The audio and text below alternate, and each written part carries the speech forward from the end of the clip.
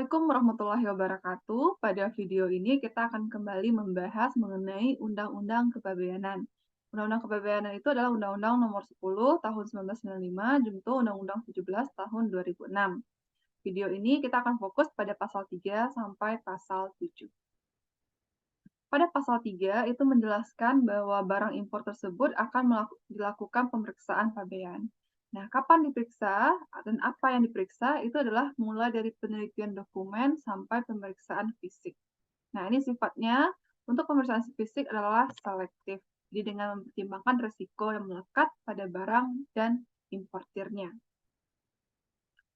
Kemudian kalau pasal 4 itu tentang barang ekspor dalam hal tertentu, dia hanya dilakukan penelitian dokumen.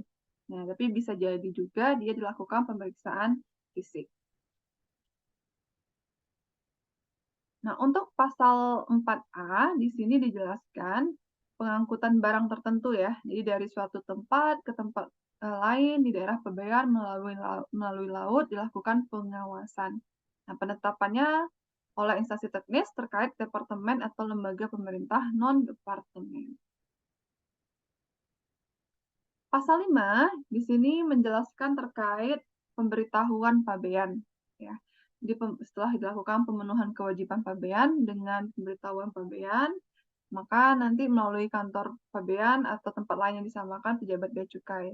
Untuk pelaksanaan dan pengawasan pemenuhan kewajiban pabean, yaitu adalah kawasan pabean, kantor pabean, dan pos pengawasan pabean. Pasal 5A itu pemberitahuan pabean disampaikan dalam bentuk bisa merupakan tulisan pada formulir, data elektronik merupakan alat bukti yang sah, lalu penetapan oleh kantor pabean oleh menteri. Lanjut ke pasal 6, yaitu barang impor, barang ekspor, barang tertentu. Nah, khusus untuk barang impor dan barang ekspor itu berlaku ketentuan Undang-Undang Kepabeanan. Kalau barang tertentu, jika tidak diatur oleh instansi terkait, pengawasannya menggunakan Undang-Undang Kepabeanan. Nah, di pasal 6A kita akan lihat yang akan memenuhi kewajiban pabean. Di sini ada pengecualiannya ya, wajib melakukan registrasi melalui DJBC gitu ya, Direktorat Jenderal Bea dan Cukai untuk mendapatkan nomor identitas dalam rangka akses kepabeanan. Nah, kewajiban pabean tertentu itu seperti barang penumpang, barang diplomatik, barang kiriman pos, jasa titipan. Jadi ini pengecualiannya ya.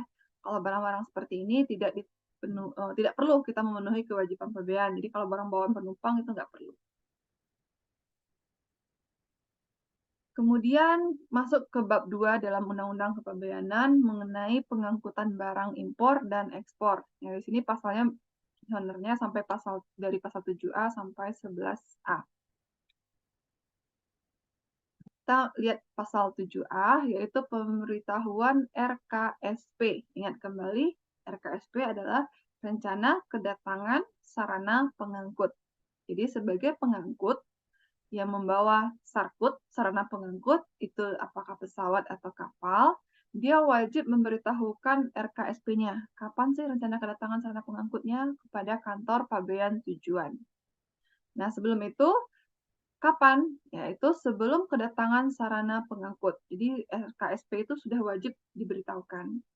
Bagi kapal, itu saat lego jangkar. Nah, jadi sebelum lego jangkar, RKSP-nya sudah diberitahukan. Kalau pesawat, saat mendarat di landasan bandar udara. Kecuali untuk sarana pengangkut darat. Nah, kalau sarana pengangkut akan datang, itu di luar pabean atau akan datang dalam daerah pabean, pengangkutnya barang impor, barang ekspor, barang asal dari daerah pabean, barang melalui daerah pabean, luar daerah pabean, dan sebagainya.